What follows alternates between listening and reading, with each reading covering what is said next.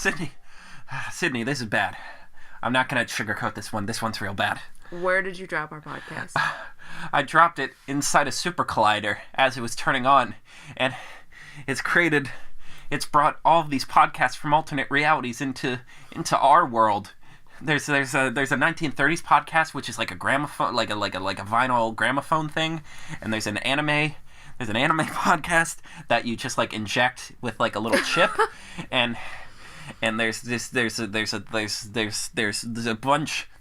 There's one that's just cartoon sound effects, and it's real bad. Hereby revoking your podcast rights. It's the only thing you let me do. You're officially irresponsible.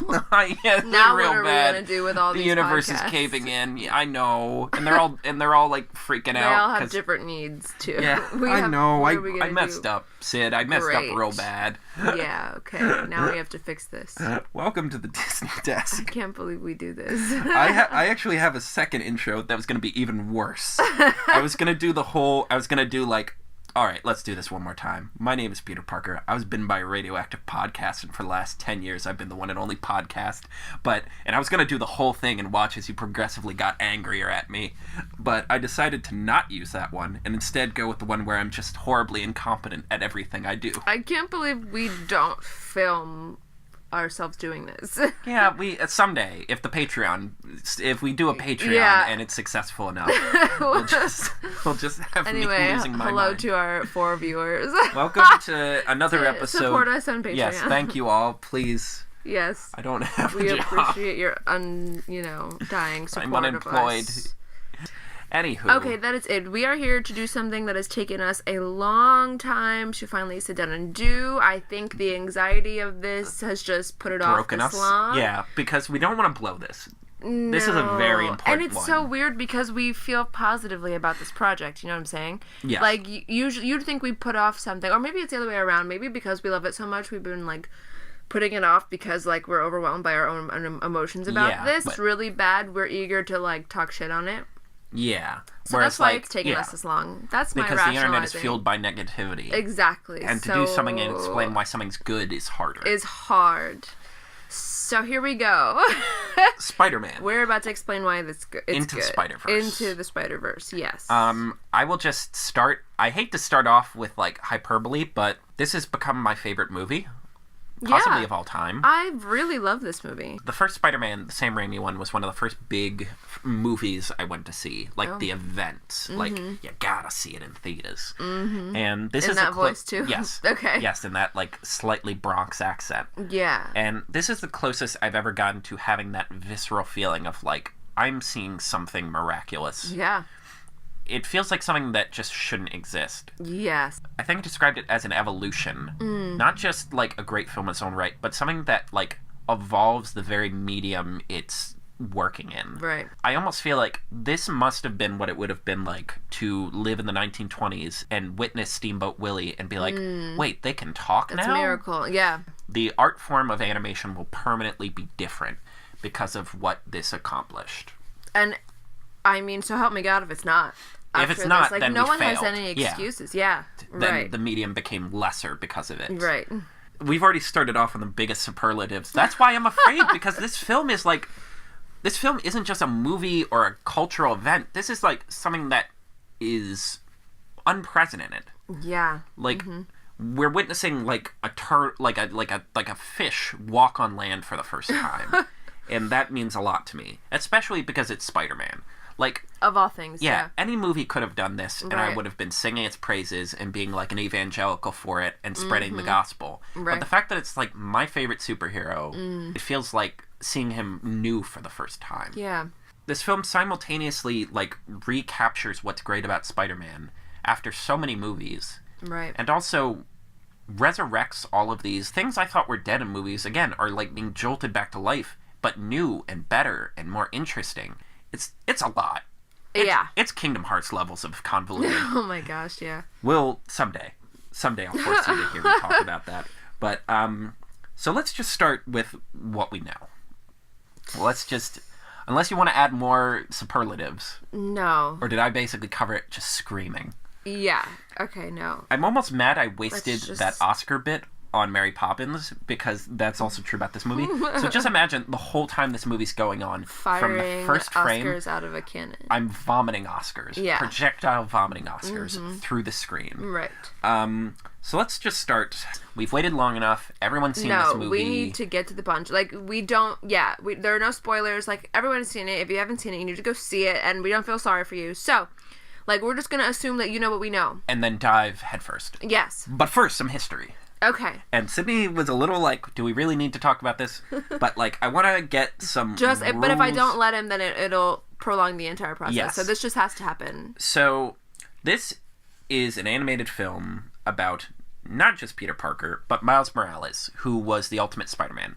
Let me be real with you. The Ultimate Universe of Marvel Comics was created, like, in the early 2000s. The hook was, like, we're going to restart the universe. Like, you're not going to have all the baggage of, like, 60 years of comics. It huffed nuts. Pardon my language. It sucked. Because it was the same stories, only dark and brooding, with weird lighting, like the Scarlet Witch and the Quicksilver were in some kind of incestuous relationship.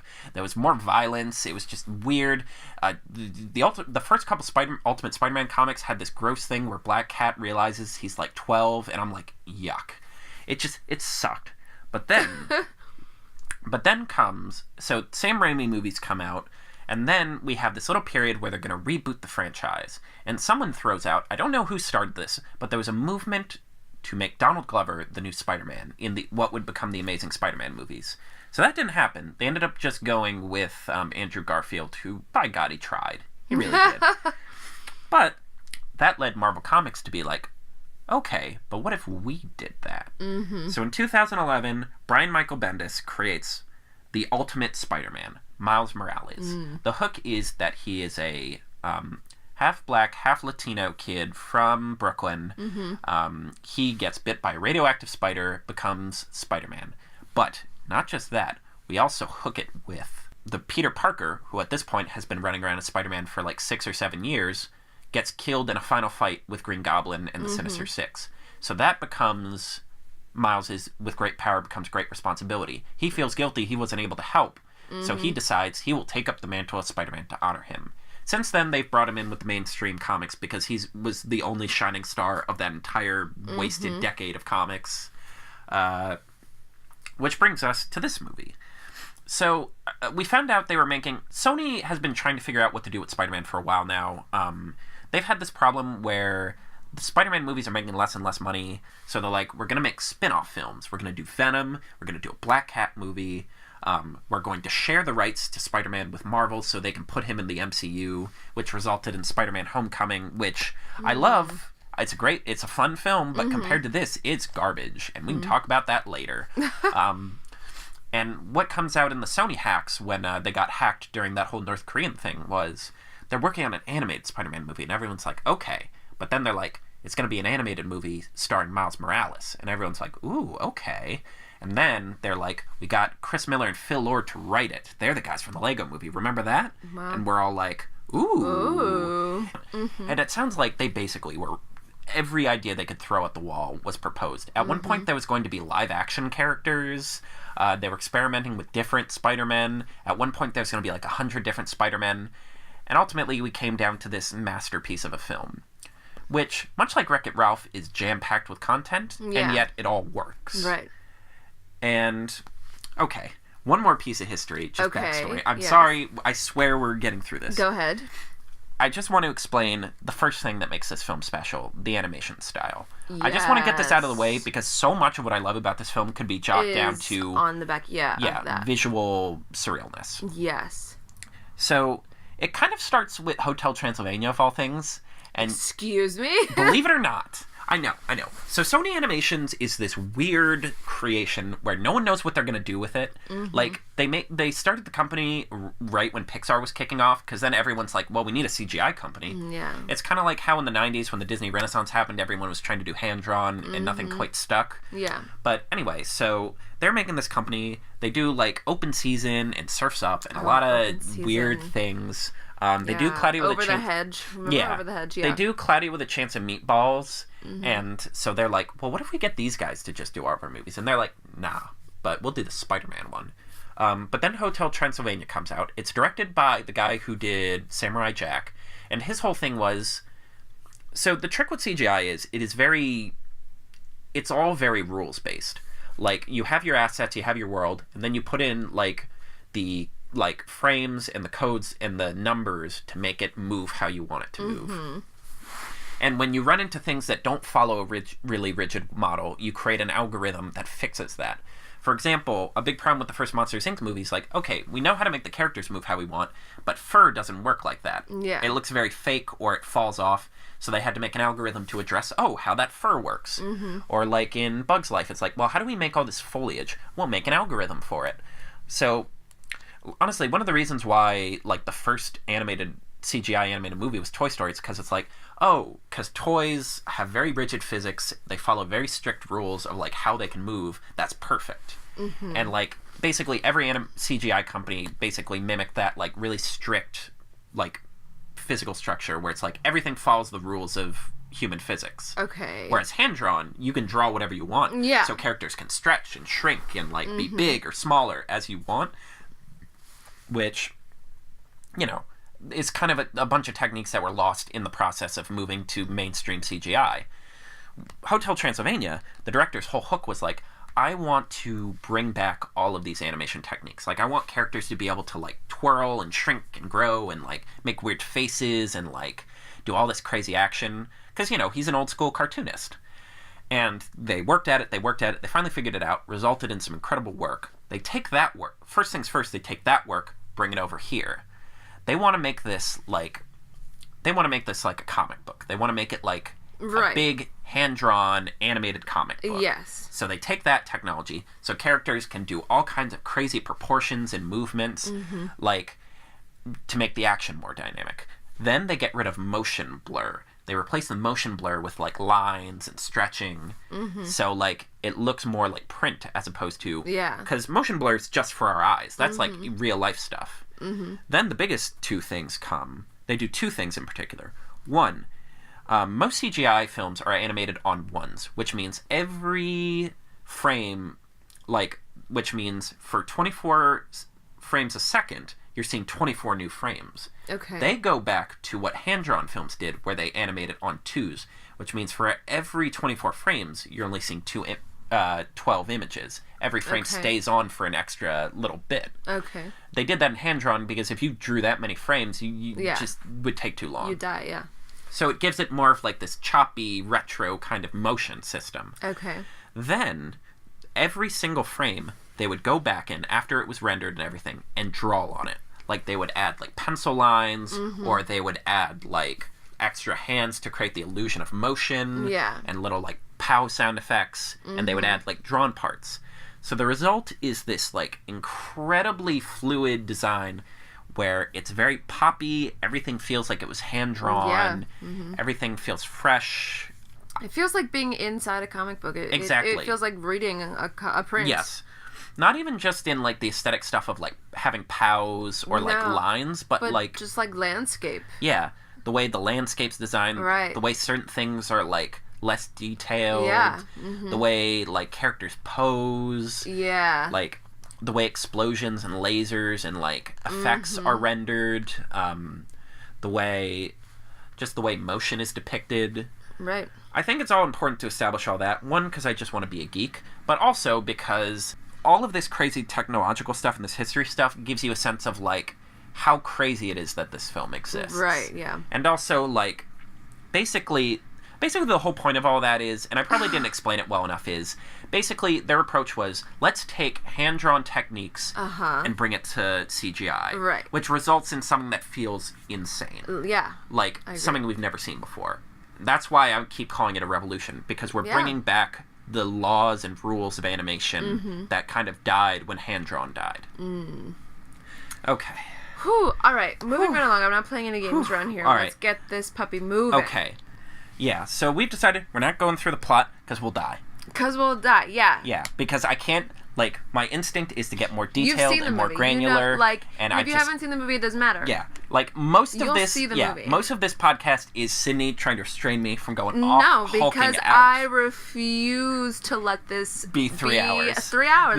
It can't be longer than the actual movie. Okay? That's unhealthy. No. That's a crime. We are currently at 15 minutes, and I started my timer late. So, we're pushing it here, okay? Okay. The last one we did was 49 minutes we recorded. It's gonna be more than that. And we set a cap for ourselves at 30 minutes. So, and we made it to like damn near an hour. Okay, moving right along. What we make an outline. We type out a thing. We make ourselves a game plan, and we rarely stick to it. Okay. We are going to stick to it this time. Okay. First, what we like. One, in terms of storytelling, this is one of the most efficient films I've ever seen. Yes. Like I said, this reminds me a lot of Wreck-It Ralph in the sense that there's just a lot. There is so much content, so much lore, so much meta-humor, so much content, and yet everything is so... Whereas that film made me wish for death, this film makes me appreciate life. Because it is crazy efficient. It is, yes. The best example of that is Miles, his Uncle Aaron, and his dad, Jefferson. You know, his uncle and his dad do not get see eye to eye. Yeah, his father's a police officer. Yeah, his officer's a police officer. His uncle is the supervillain known as the Prowler. That's not a spoiler, it's in the comics.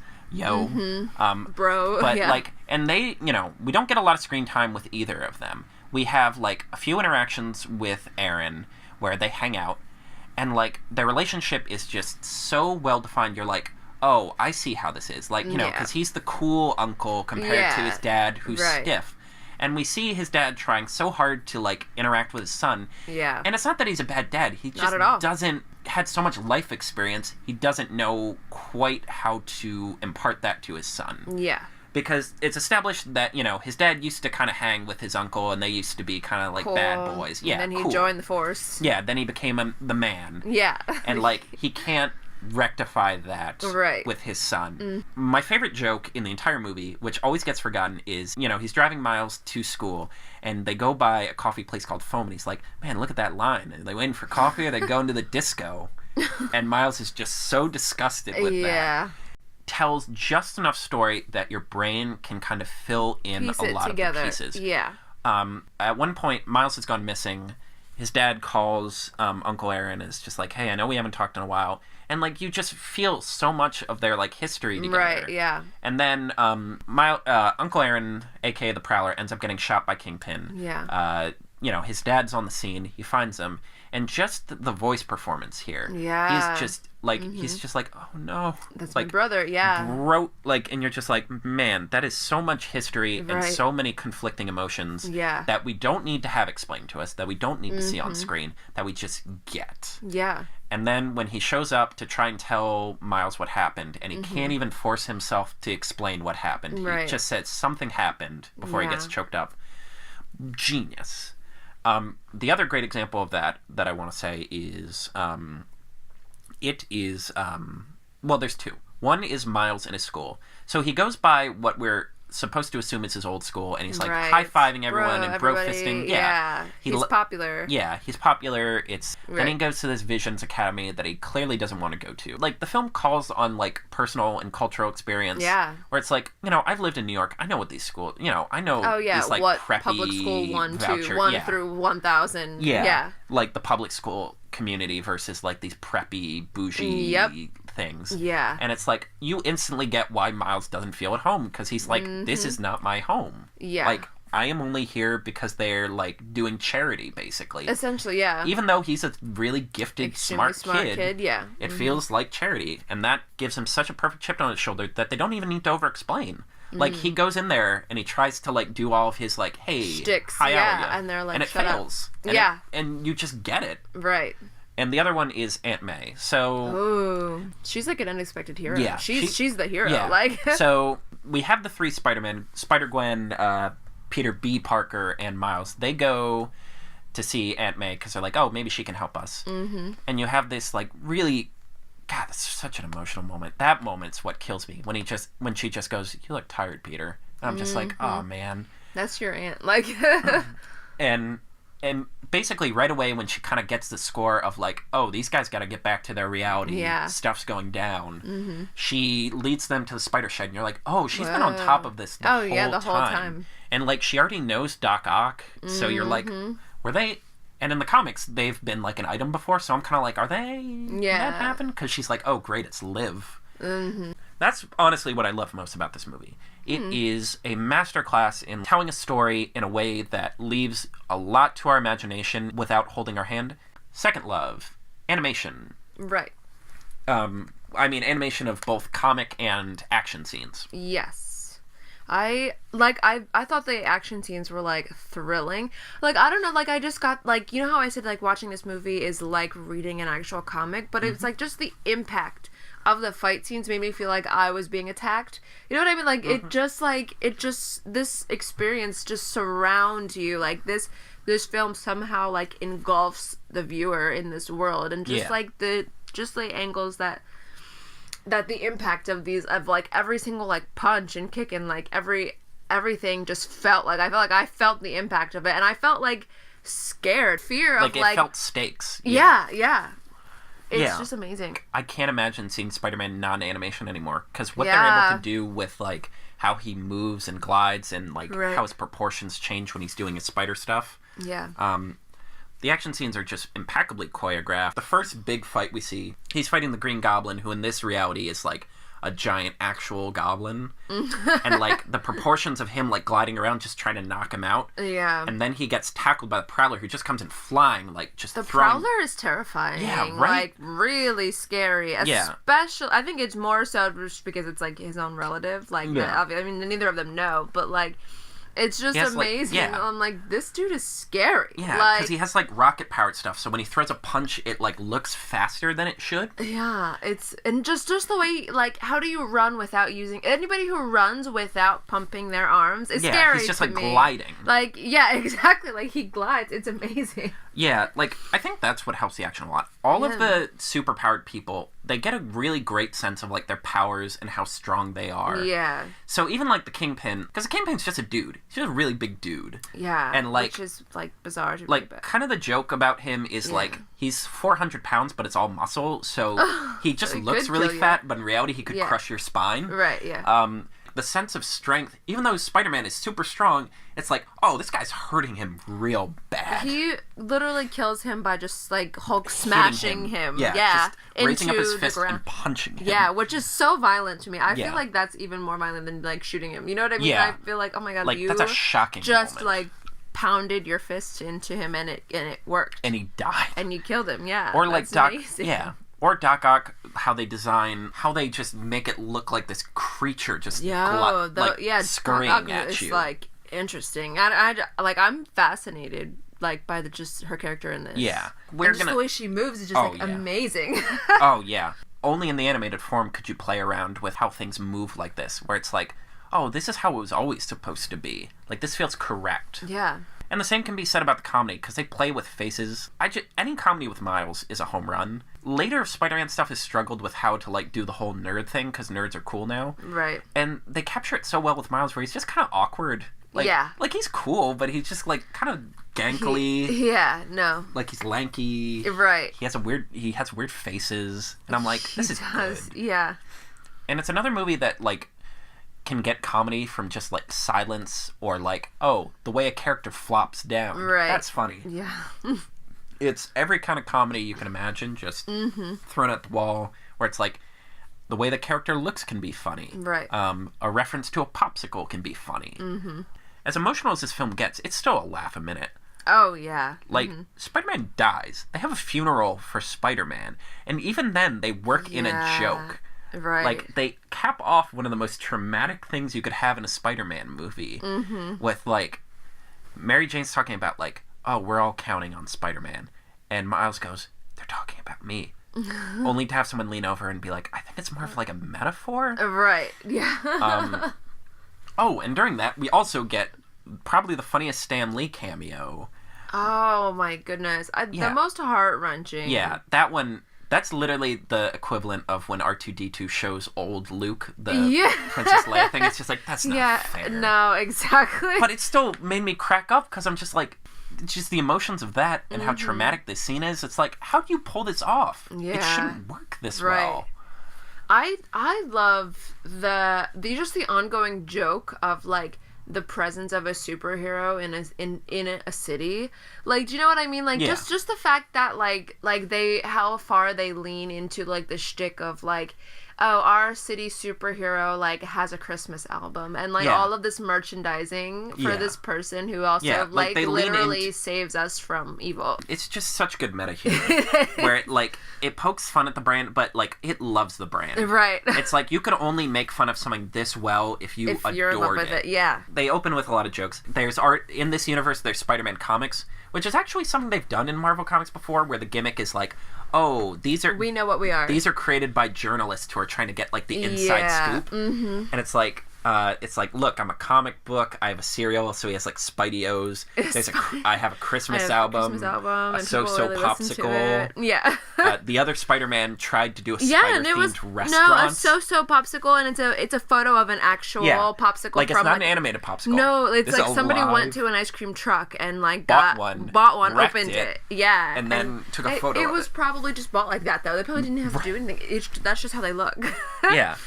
Wait, let's cut to the end about the post-credit. Right. So, the meme. They're like, here's a meme for everyone who came to see a meme. Here you go. Yes. And is the Spider-Man meme of Spider-Man pointing at himself?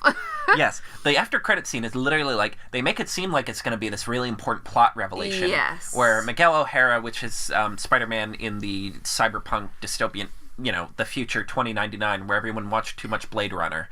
And first of all, the animation in that sequence was like really like sexy. It's like slick and cool. Yeah, like, but again, also unnerving. Yeah. Yes. Him and his AI sidekick have made like a wristband that lets you jump from dimension to dimension safely. And he decides to go to where it all began, Earth 66. Which is a cartoon Spider-Man from the 60s that everyone has made memes out of. Yes. They're the funniest memes ever. I mean, like, something about, like, Spider-Man. It's Spider-Man pointing, at Spider-Man. Yeah. Okay, moving right along. Like we said, the meta humor we talked about. Oh, well, actually, we could talk about the other universes right now. Yeah. So, as the name suggests, this is a movie about lots of Spider-Man.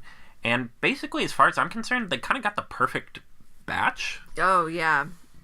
I love all the other, like, Spider-Man. Yeah. First of all, what I love about them is, like, they come from completely left field. Like, they are all just, like... I mean, it's one thing to come from a different universe, but, like, let's say we have two human, like, male Spider-Men that, like... And one human female Spider-Man, like... Okay, Spider-Woman, like, that's normal. But to have, like, Peter Porker... Yes. A Japanese girl... Yes. And then Spider-Man Noir, like, there you go. And they didn't create any of these. These are all, like, they've been made before. Exist. But my favorite part is that they're at no point to any of these other spider heroes try to be anything else. Like, they fight crime, they joke, they talk, they exist in their own universe, but together in, like, present day, in this universe. Yeah, they're unmistakably Spider-Man. Yeah. It is mostly just their aesthetics and the finer details, which is kind of the point of the movie. It's like, in the grand scheme of things, anyone can be Spider-Man. Anyone can make jokes and shoot webs and, like, fight crime and have a sense of responsibility. Original Peter Parker in Miles' Earth, like, I love this conception of the perfect Peter Parker. Yeah, because he's, like, he's blonde, got it together. blue eyes. Yeah. He's got it together. Yeah. He's successful. He's figured out how to market his brand. Exactly. Yeah. He has a successful marriage. He's essentially perfect. Yeah. Like, because we never get to see that. No. Yeah. Like, and it makes it compelling to be like, oh, that's gone now. And it makes it even harder for Miles to live up to, because in his universe, Spider-Man's just perfect. Right. Like, he's everything you'd want to be. Mm-hmm. Peter B. Parker is possibly my favorite version of Peter Parker now, because he's, like, the logical endpoint to Spider-Man. Right. Just, like, a has-been Spider-Man. Trying his best and just never has a pot belly now. Yeah. Yeah. He's separated from his wife, which is so sad. Yeah, a little. He's financially destitute because he invested in a spider-themed restaurant. A big part of Peter Parker is being down his luck and never quite making it work, and this is the best example of that. Yeah. But at the same time, despite all that, like, he's still good at being Spider-Man. Oh, yeah. He's still an expert. Yeah. Like, I like that they didn't feel the need to make him, like, out of practice. Like, right. When chips are on the table and it's time to fight, like, he can do it. He knows what he's doing, yeah. Yeah, like, he's sneaking through vents, like, he's making jokes. I just don't think we're going to get a better version of Peter Parker now. No, yeah. Spider-Gwen's an interesting creation because she was, like, the big hit from the comic Into the Spider-Verse. Okay. Like, they had a bunch of, like, spin-off comics where they're like, here's a one-off, like, crazy new Spider-Man. And the hook was, what if instead of dying because she was dating Spider-Man, she became Spider-Man and Peter Parker died? Wow. Which is interesting. They never directly reference that. But when she's like, I lost my best friend, in the comics, it's Peter realizes Spider-Gwen became Spider-Gwen, or Spider-Woman, or Ghost Spider, or whatever she's called, because she can't be called Spider-Gwen. Then it's just like, well, now we just have to break down how many Gwens are in this universe. Yeah, exactly. But anyway, so he's like, oh, I'm going to take the DNA of Lizard and give me powers. Whoops, I'm the Lizard now, and also I'm dead. Like, she's pretty cool. Like, much like Miles, she's a character who's had a lot of flexibility in terms of what she is. Because she's so new, like, there's still a lot of artists trying to define what this character should be. I like it. I like how her universe is very, like fluorescent and neon and stretchy. I like how they make her visually, like, her motions distinct from all the others. Like, she's way more, like, aerial and athletic. Yeah. They even kind of, like, put ballet shoes on her. That's part of her like, they reference her dancing. Yeah. Let's see, who else? I also love her friendship with Miles. I think it's the most genuine and, like, wholesome thing without trying too hard to be like, oh, romance. Like, they're like, no, these are actually kids. Yeah. And they can just be friends. Yeah. Well, I like it, too, because, like, they never say it, but out of these 6 Spider-Men, 4 of them are Peter Parker variants. Yeah. You know, you have Peter Parker Noir, you have Peter Porker, you have Penny Parker, and then you have Peter B. Parker. And you could have, if you wanted another, like, teenage female Spider-Man, there are options who are Peter Parker variants. Right. Like, they could have done May Parker, who's, like, Spider-Man's daughter in an alternate reality where he gets it together and then retires. But, like, there's something appealing about having the 2 youngest people on, like, these 2 kids who are from the most, like, realistic Earths and the youngest having, like, being friends, because it's like, hey, we have big shoes to fill, apparently. Like, we have a job to do. Penny doesn't get a lot to do, but I just love how they animate her. No, but there's just a lot of, like, humor in her presence, she has like, without trying. Like, she has Heeley shoes. Like, she just skates in one point. She just always has candy on hand. Yeah, she's very much like a child. But, like, a very, like, intellectual, like, child who knows how to, like, get shit done. Like, really. Her lips really never quite match up to her lines. Yeah, so which is funny. Like, that... I really love her character, actually. I think she may be my favorite of the verses. She's the one I want to see the most of. Because, unfortunately, she has the least amount of comic stuff. Okay. Like, she was another creation for the Spider-Verse, like, event. She was, the singer from Fall Out Boy actually wrote her first comic. And then they haven't really done anything with her independently. And then Spider-Man Noir is just cool. Like, I kind of hate Spider-Man Noir, the comics. Like, in the comics, it's just too grimdark. Like, the Vulture's a cannibal, and, he shoots people to death. Whereas this version's a lot more fun. It's just more likable. It's gaggy. Yeah, it's literally a gimmick. And voiced by Nicolas Cage, which is like the king of gimmicks. Which is just like a so like you know it's gonna be it's gonna be ridiculous. Like, Nicolas Cage is here. And I really do like that dichotomy of, like, you have 3 Spider-Man who, animation-wise, motion-wise, aesthetic-wise, all kind of match up. Gwen, Peter, and Miles all kind of move the same. Their worlds look basically the same. Just how I say, like, how, like, they take each universe and then really, like, committed to everything that they do. And, like, I just love how, like, with Peter Porker, it's, like, him hitting someone over the head with a mallet is just as effective as punching someone. As being punched. Like, you're a Looney Tunes-esque, like... Yeah, their rules of their universe carry over to their reality. No, I love that. Like, just in general, I love how they... Like, everyone gets their fair shake in terms of the rules of their universe and their energy. Like, when Penny jumps into her mech, which is Spider or something, like, it's prepared by this magical girl-esque, like, epic, like... Sailor Power Rangers, Moon, Power Rangers, Sailor Moon, choreographed dive. Exactly. I I don't know. Wait, was the death of her robot like very sad to you? Well, it was like a little bit. Really sad. I felt bad because I'm like, no, but I'm like, I know you can just build a new one, but I feel bad. But yeah, like that really got to me. I was like, oh, like, and then do robots have souls? The little like daddy long legs that was just controlling that thing and just sits like there. we're out. Yeah, like that's terrifying to me. That's terrible. Yeah. And like, I also love the dichotomy of like, so Peter Porker has all these like crazy animated rules, and Penny has this robot and like all this like anime backstory. Spider-Man Noir is in black and white, has gun. Yeah, that's like it, and trench coat. That's what he does. He punches. He punches, Yeah, and like he has shoots. Well, his webs are organic, but you wouldn't know that from the movie. They don't explain that. No. Because it's like not important. It's just a fun like flavor thing. But I do love that dichotomy. And I also love just how they theme each of the spider people. Like, they all have their own aesthetic, they have their own look. Right. And they all have their own music, which is something I wish the movie did more with. If I was going to have any nitpicks, that's probably the only one. The great example of where you really get to see that is when the 3 other Spider-Men are introduced all together in, like, a comical way. Yeah. I love, like, so, you know, Spider-Man Noir, his music is very brassy. Like, it just starts with this drum beat, like do-do, or do-do-do-do-do-do-do-do-do, and then they add the brassy, like, trombones and trumpets. Batman-esque, like, transition. Exactly. Yeah. It sounds like something Danny Elfman would have done for the first Batman movie.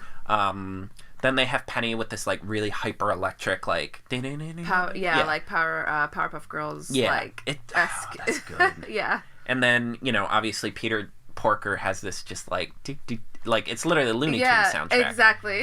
And, like, meanwhile, Gwen has this, like, rocker girl drum thing because she's in a rock band in her universe. Peter has the more traditional, just, like, orchestra stuff. And Miles has, like, a very percussion-heavy... Apparently they used spray paint cans as, like, percussion instruments. Oh, really? A little bit of turntable. And as he becomes more Spider-Man-esque, they add, like, violins and stuff. And I'm like, that's genius. Wow. But, yeah, like... They took this idea of Avengers but Spider-Man and didn't waste it, is I guess what we're getting at. Like, every character feels rich and defined and adds something and helps create this, like, one-of-a-kind aesthetic energy. And then the other thing we both love is the diversity. Hooray! People of color, and, like, not in a wasteful way. Yeah. Like, they really commit to his... ethnicity and they acknowledge every part of his life in that way, like being like Afro-Latino. I mean, they speak Spanish in his household, you know, like that's I think that is very important for them to have committed to.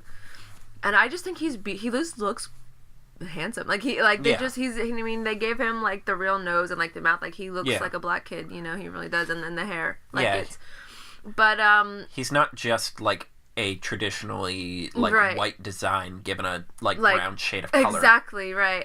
But what I also love is that they don't really like they paint him, or I mean, you know, like so to speak, paint him, but I mean like this character lives in like a very like dignified like life. He's got both of his parents in the household. His father is a police is you know, has a position of some authority like in his job.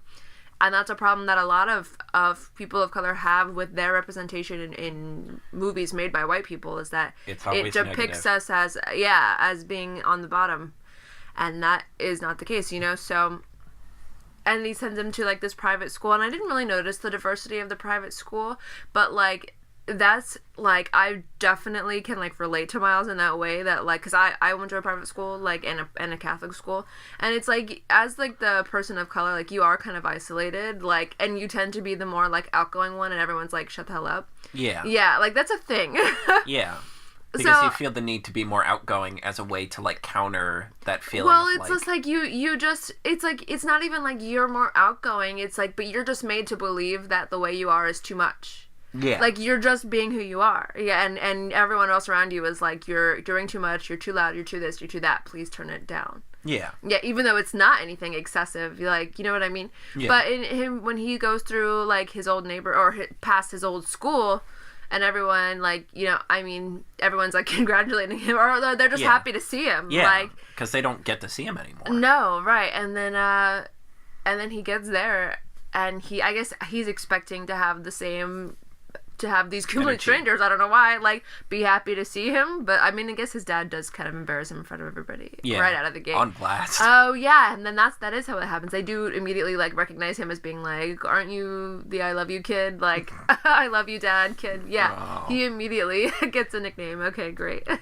And, like, I also love that, like, you know, he's trying to talk his dad out of making him go to school where he's like, it's too elite, I want to be with the people. Yeah. And, like, clearly that's, like, a very kiddish excuse, and, like, but it works. Right. Like, and also just a testament to, like, again, I talked about, like, the storytelling aspect of, like, they do so much efficiency stuff, where, like, one of the last things Uncle Aaron says to Miles is, like, you know, you're gonna be the best of us, that's why we pushed you, and that's why there's this whole theme of, like, he has to write an essay, and he calls it originally No Expectations, and then changes it to Great Expectations.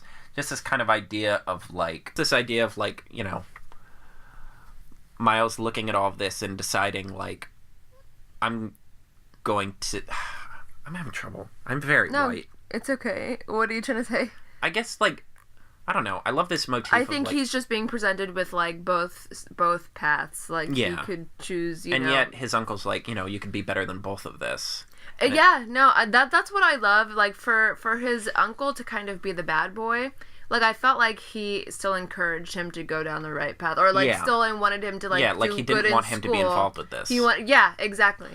And, like, you know, because, you know, his uncle lives this high life, but it's also filled with crime, and his dad lives this more earnest, happy life that's, like, simple, and it's like, you can be the best of both of them. Right. You don't have to, like, have this dramatic cut. Yeah. I mean, I don't know. I don't want to talk in the diversity section too much because I'm very white. That's fine. You don't have to. No one expects you to. I will say, the one thing I do love that is, so Scorpion traditionally in the comics is Spanish, and he talks a lot in Spanish in this movie, and he says something to Miles in Spanish, and Miles retaliates in Spanish, and I'm like, that's so cool. That's such a cool little moment. Yeah. Like, that, I feel like, it's a cool moment because it's like, they don't even offer a translation for them. They're like, screw you, you're not invited to this party. Exactly, and I'm like, that's and so that's cool. the way it should be. I'm so happy this is a movie. Exactly. But, I'll keep it to that. That's but a great even, like, tidbit. You know what? No, I think I figured out. I'll just say, because when he says, like, oh, you can rise above this, like, that plays on, like sort of the white culture thing. Yeah. Like, you'd expect that in a movie where, like, they live in, like, lesser... The ghetto, in the bottom. Right. But it's like, no, that can still be true, and you can still have a good life. Right, yeah. Like, you can still want more. Right. And I like that. Yeah. I guess that, I'm going to stop there. That's fine. No, you're doing great. Formed a coherent thought. That's fine. Yay. White people having a bare minimum sense of social consciousness. Yay, we did it. Yeah, solved racism. We're the Green Book of podcasts. Oh Yay. my god. Good job, everybody. Dear God. Just back in. No. Oh, no. Everything's ruined. Oh my goodness. We have to bring up our favorite quote that we talk about all the time. Just from this movie. And it's just between Miles and, what's his name? Peter B. Parker. Because it's like this is his storyline of, like, oh, I broke up with my wife because she wants to settle down and have a family, and I don't want anything because I don't know why. But then, like, just throughout the whole movie, he just, like, develops this love for Miles as if he were, like, his own, like, son or something. And it's so well done. It's just very organic. Yeah, it's a very organic moment where, like, I think he finally teaches Miles, like, how to properly, like, swing, and then they, like, get away successfully. He does something successfully. They save the day. And then Peter B. Parker's like, I'm so proud of you. I love you. Do I want kids? Like, that's all in one breath. And I'm like, that's so beautiful. It's just super efficient, brisk storytelling that still feels human. Like, it doesn't feel like we're rushing through this because it's a movie. No. It's like, no, that's a very human way to look at this. And just in general, this movie has some incredible range of emotion, despite being such a comical movie. Right, yeah. The best way, there's a visual motif throughout the movie. So whenever they introduce a new Spider-Man, they slap down on, like, a black void, his corresponding comics cover. So initially Miles gets one where he's sharing it with, like, Peter Parker, and it's called Spider-Men, and because basically the movie's arc is Miles just doesn't think he can do this. He doesn't think he can live up to the expectations of being Spider-Man. And by the end of the movie, like, and it's best personified for the fact that 90% of the movie, he doesn't have his own costume. He has a store-bought... He's wearing a store-bought, Halloween. cheapo, Which that is something, ties in the back. Yes, which is something borrowed from the initial run of Miles Morales comics. But the difference here is, where that basically fit, this is, like, too short. It's, like, the mask is weird. It has eye holes. Right, yeah. It doesn't even have gloves. Yeah, the costume is just, like, printed on the front. Like, it just ties around his neck. Yeah. So then when he, like, takes a actual Spider-Man costume and spray paints it to look like how he wants it to, and he has this incredible moment where he's swinging through the city, it ends with his comet going down. And that hit me harder than anything, because I'm just like, that is so good visual storytelling of, like, this guy got it. Yeah. And they actually posted the script online, and I just want to say, it's really one of the most famous sections from the film, when he, like, finally, like, rises to be Spider-Man. He, like, jumps off a building, because the idea is it's a leap of faith, and he starts swinging. In the script, when he jumps, they describe it as, he's not falling, he's rising, and I'm just like...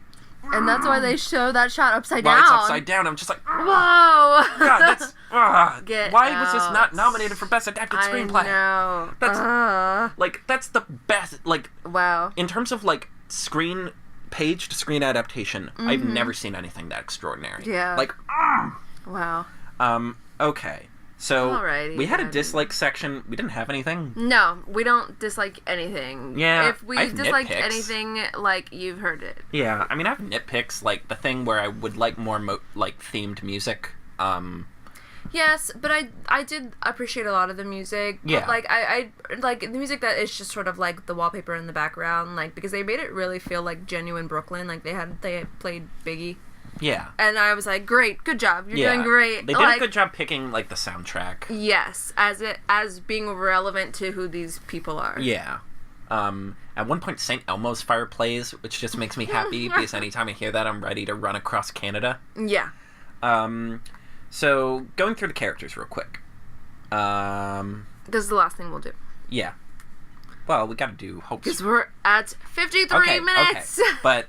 casting characters. So, let me start with... I have it. Okay. Shamik Moore. I am... Mahershala Ali. Yes. Shamik Moore, I will never be able to hear Miles as someone else. He it's against the law. This is how it is from here on out. Again, like, they struggle so much with... They've had trouble figuring out how to make Miles, like, one, define Miles, and two, define Spider-Man as geeky in a world where geeky's cool.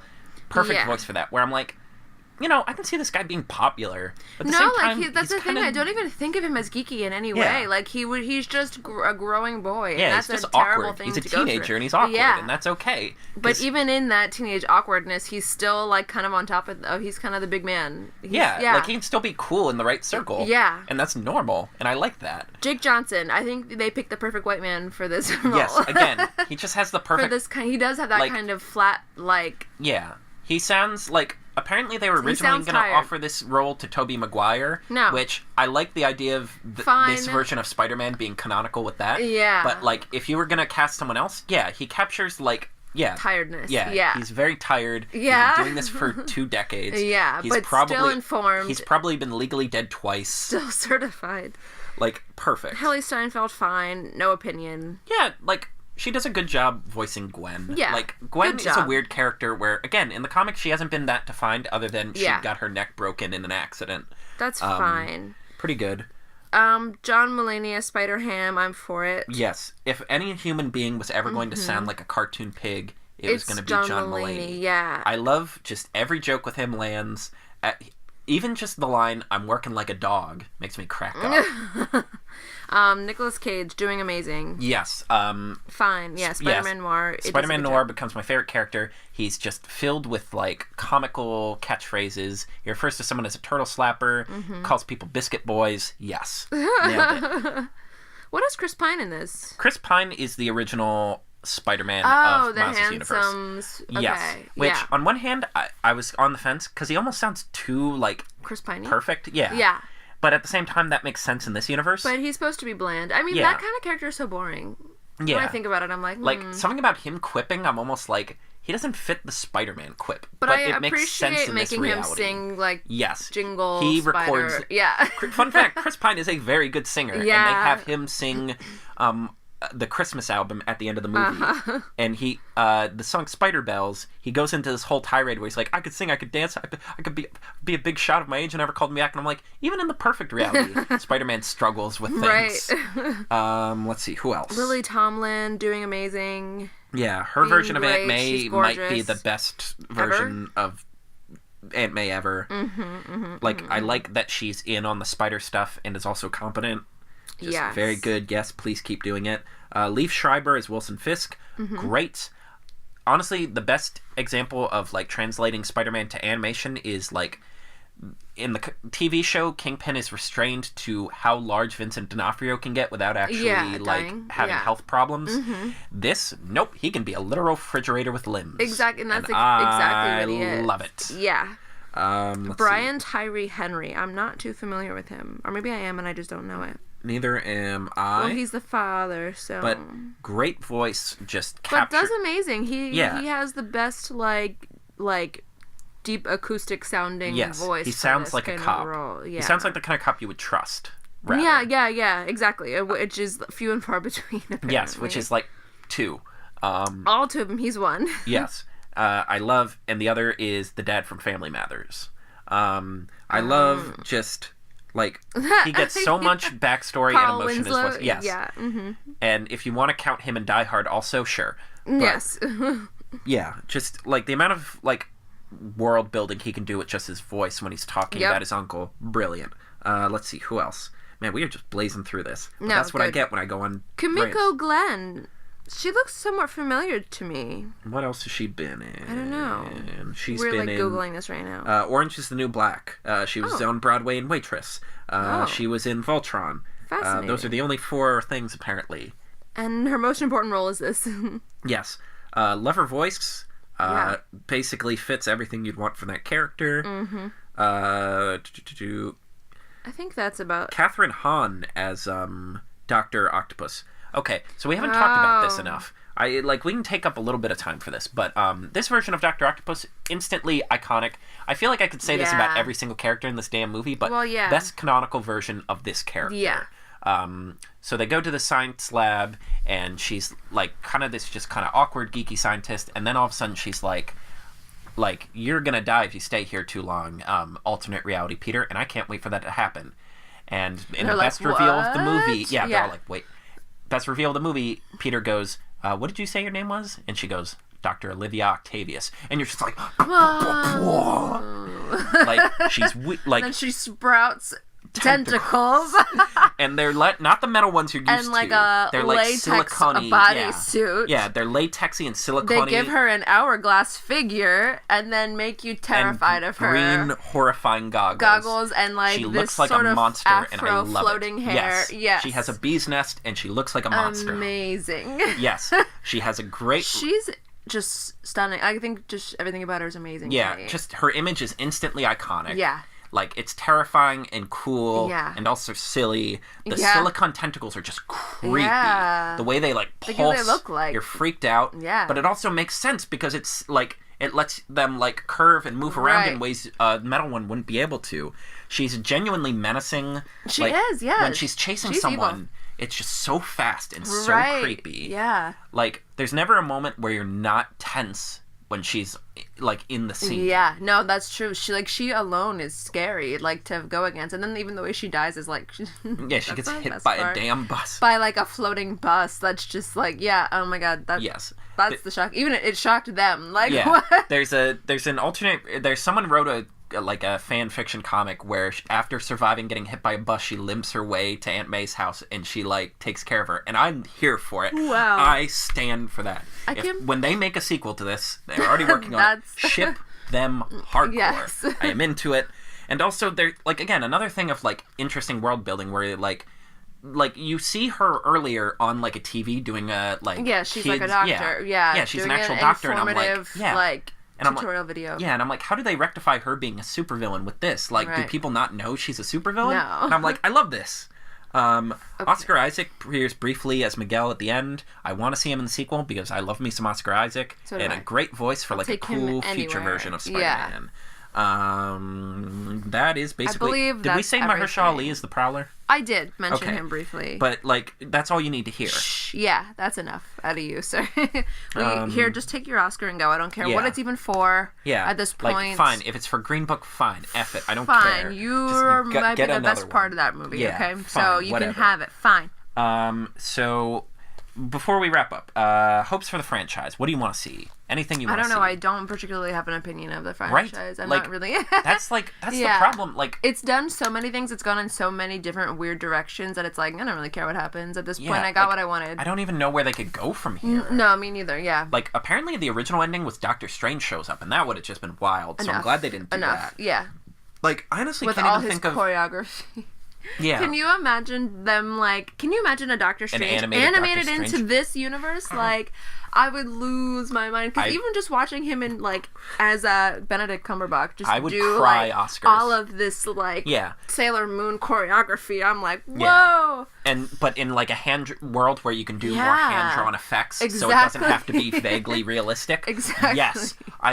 In fact, you know what? Just show up Spider-Man. You did it. You nailed it. You don't need any more. Make a Doctor Strange Please, one. Just on its own. And then maybe do a shared universe if you really want to. Exactly. I mean, the problem is Marvel owns that character, but whatever. Enough. They're working on a sequel and a female spinoff, which will have Spider-Woman and Silk, who's just kind of a weird character in general. But I'm excited. Again, there's a lot of possibilities there. There's a lot of cool female spiders they could do. There's a steampunk Spider-Man. There's Mary Jane and Peter Parker's daughter. There's Madam Web, who's like kind of like the kind of like a sort of like god figure in the Spider-Man universe. There's a lot of options. It could be cool. I just want more. Like, I don't care what it is. Me too. Like, even if, but more of this thing. Yeah, more of this thing. Not of other stuff. Of this thing specifically. Yeah, like I just like. Simultaneously, I'm like, they wrapped everything up and it's perfect, but also there feels like an endless ocean of opportunity. Yeah. And that's the best kind of, like, franchise starter, honestly. Success? This movie has... I just wanted to acknowledge, this film has run away during the award season. It's the little film that could... I think going into this year, basically everyone had reserved, like, all of the best animated awards are going to go to Incredibles 2. It's a Brad Bird movie. He's back in animation. Of course it's going to win. And we like that movie. It's fun. It's fine. But this movie has quietly got like 7 Compared Annies. to this one, I'm like, whatever about it. You know, it's basically just run roughshod through the award season. Like just... Yeah, the industry's loved it. It's nominated for Best Animated Film. It won the Alliance of Film Journalism, Annie Awards, got 7, Art Directors Guild was nominated. Like, it's just doing incredible. Yeah. And it makes me so happy that this film no one saw coming is now, like, such a successful film. And it's also cool to see, just because we talked about the diversity, and it's like, you know, they say, like, the film has the catchphrase, anyone can wear the mask. Clearly the people who made this feel very sincere about that. Yeah. It's not just a marketing ploy. No. Kids are going to grow up seeing this version of Spider-Man or that version of Spider-Man. Just makes me so goddamn happy. Yeah.